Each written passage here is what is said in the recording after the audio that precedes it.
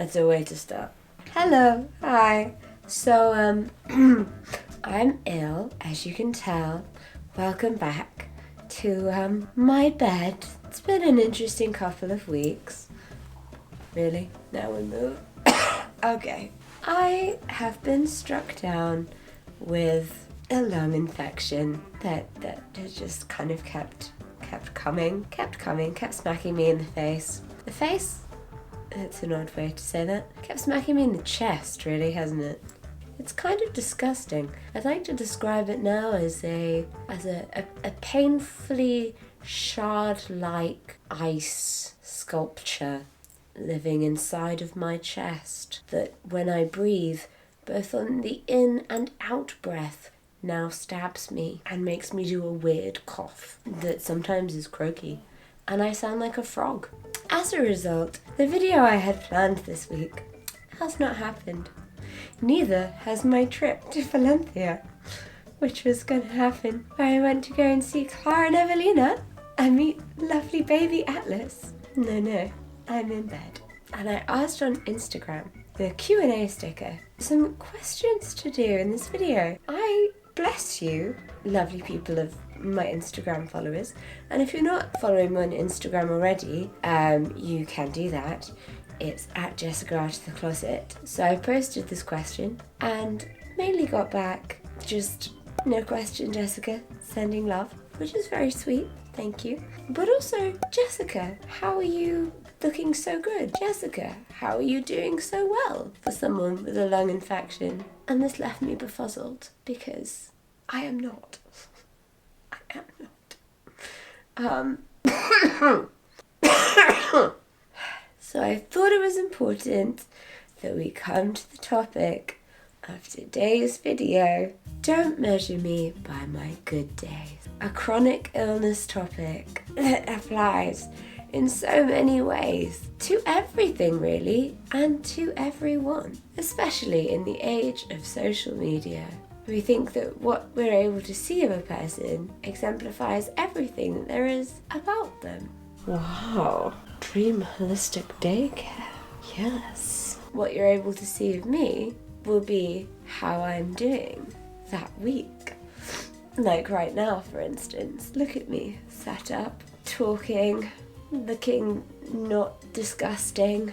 I just got changed into some fresh pajamas for you, so you're very welcome. Yes, washed my hair, not for this specifically. Did you or did I? I did. Sorry if you missed that. Claudia just said, did you or did I? Burn! Absolute burn! And I'm just saying I would like credit for washing your hair. Credit where credit's due. Claudia washed my hair. My point is, this is a high point of my week right here. Whew.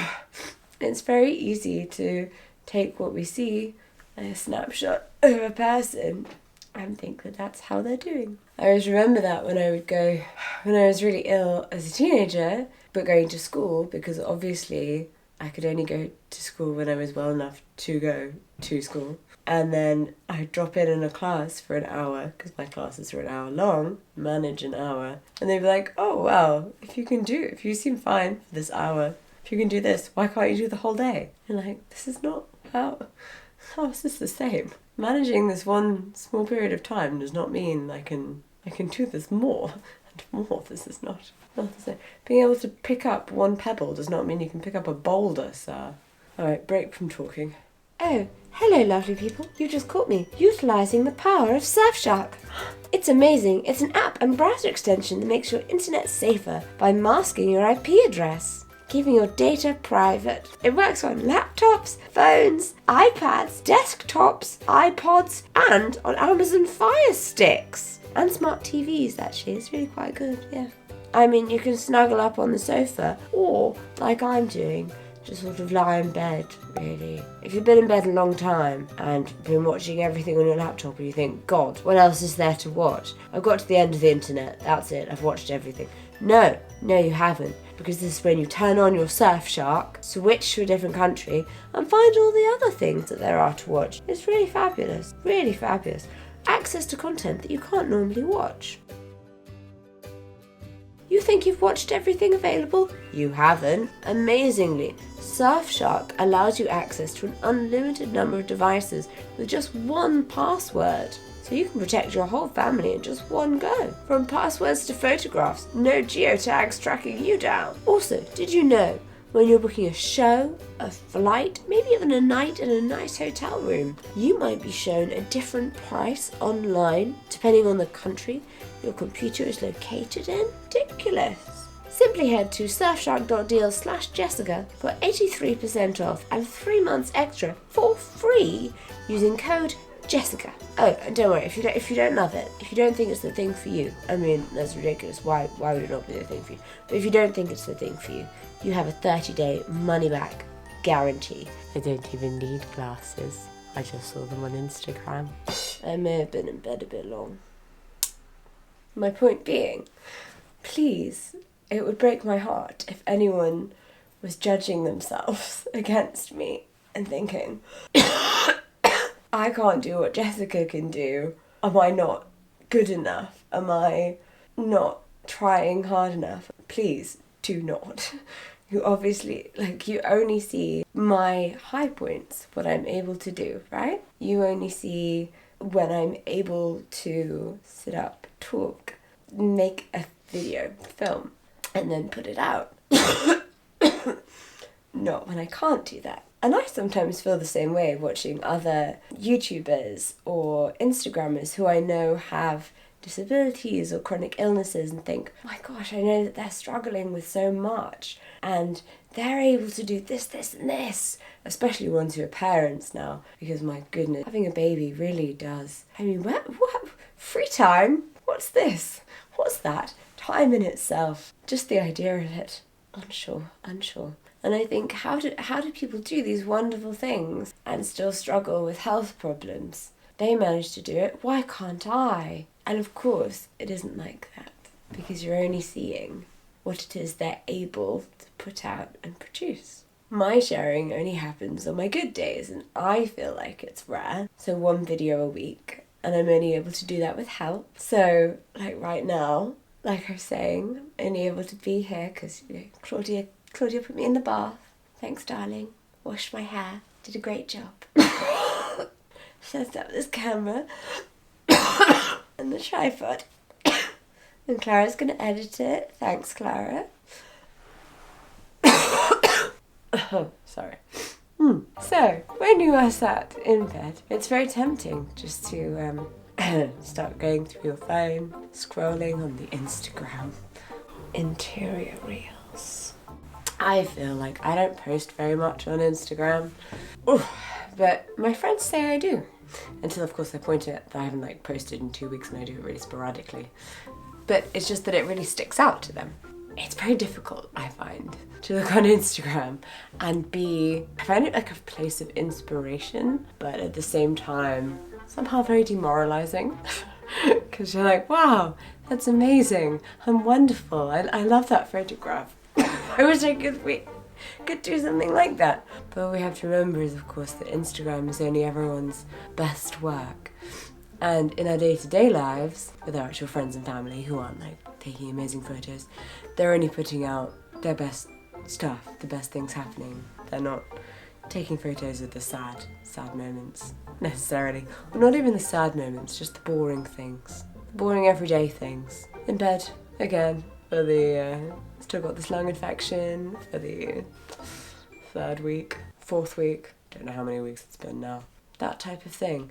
And that's why it's important that we share these things, and also that we find people to follow who do share things like that, because it's about not only feeling alone in bed, but not feeling like it's so, I don't know, below everything else. I can't even play The Sims, for instance, because that involves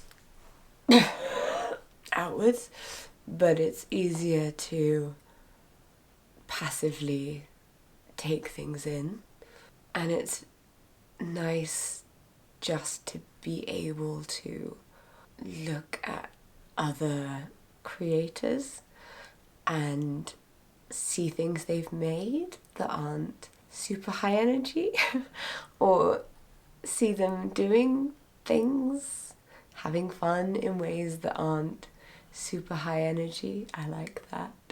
Of course, even if you don't have a chronic illness that keeps you in bed all the time, being faced with perfection every day is not good for you. Like Claudia, for instance, and her tidy home issues. She won't mind me sharing this, but she has a bit of a cleaning thing, bit of a thing for it. And whenever she sees tidy homes on Instagram accounts, she's like convinced that they must be that clean and that tidy all the time. But the real truth of it is, they're not. It's just that every time they take the pictures, they tidy up first. But we assume, of course, that because whenever we see a photo of it, it's clean and tidy, it must always be clean and tidy.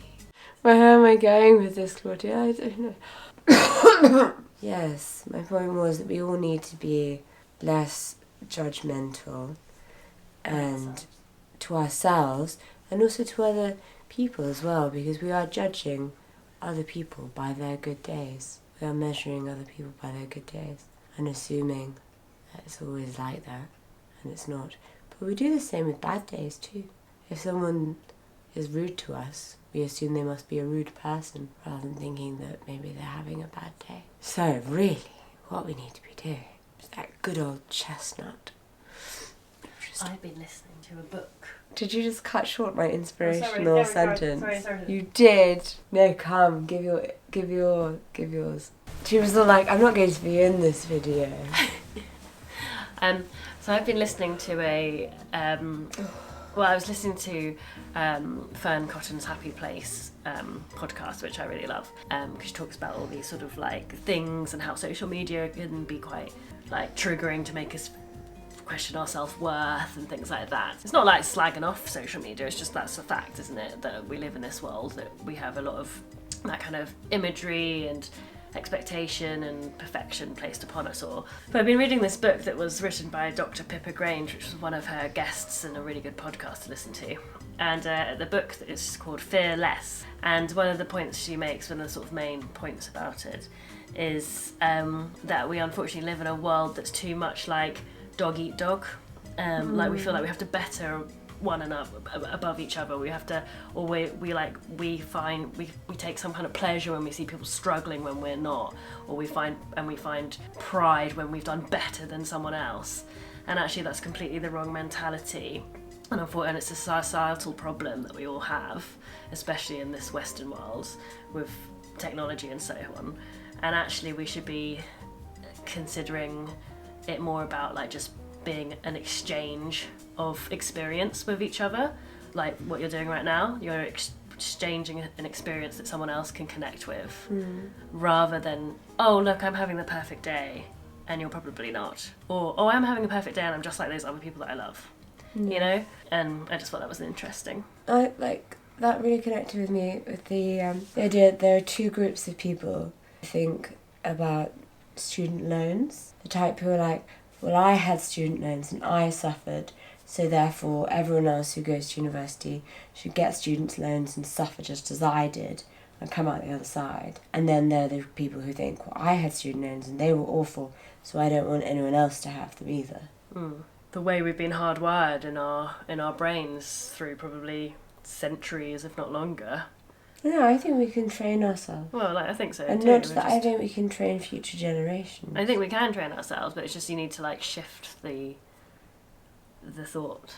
I think most of the people that I know from like our generation and younger would fall into that second camp.